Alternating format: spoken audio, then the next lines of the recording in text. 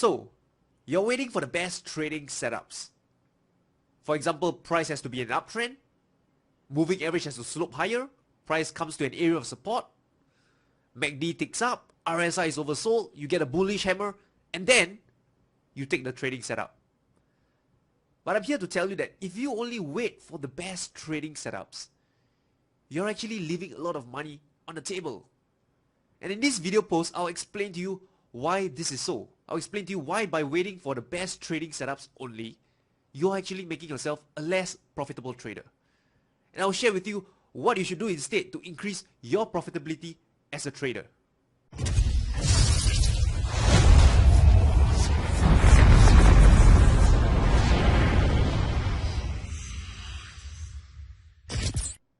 Okay, so imagine that you have two types of trading setup.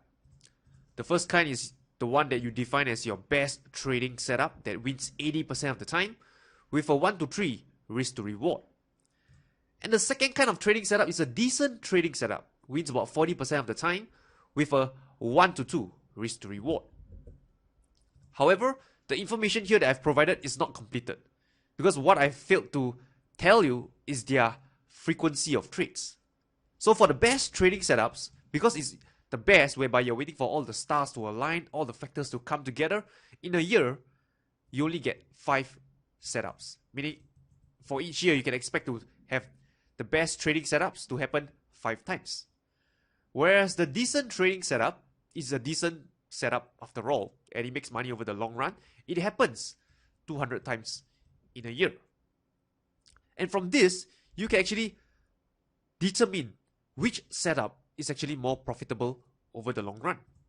So let's do some simple mathematics. So let's assume we are risking 1% on these two different trading setups.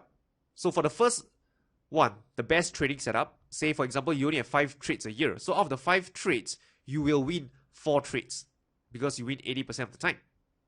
And each trade will make you 3% because it's a 1 to 3 risk to reward. So 3% plus 3% plus 3% plus 3% minus off one loser, 1%, and you get off a net gain of about 11% for the year. Whereas the decent trading setup, you win 40% of the time with a 1 to 2 risk to reward, but you have 200 trades a year. So 200 trades a year and you win 40% of the time is equivalent to 80 trades you win and you lose 120 trades. So you win 80 and you lose 120 trades. But because you win an average of 1 to 2 risk to reward, is actually a gain of about 160%. 80 times 2, which is about 160%. And you minus off your losses, which is about 120% because you're risking 1% on each trade. Your gain for the decent trading setup is actually 40%. So you can see that between the two, a best trading setup and a decent trading setup, you can see that they offer different profitability for the trader. You can see this? And it's not wrong to take the best trading setup, but you have to understand that by waiting for all the stars to align, for all the factors to come in your favor, you will greatly reduce the frequency of your trades. And by reducing the frequency of your trades, it is going to have an impact on your profitability as a trader.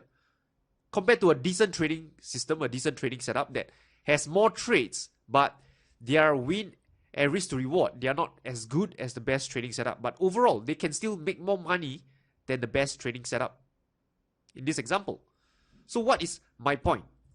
My point is this, is that do not ignore decent trading setups and only wait for the best trading setups. If you're always waiting for the best trading setups, the A+ setups, then you're actually putting a lot of money on the table. Right? Because there are other trading approach that may not have such a high win rate, but they still can make you money over the long run. So this is a key takeaway. So I would say, if you want to trade the best trading setups, it is not wrong.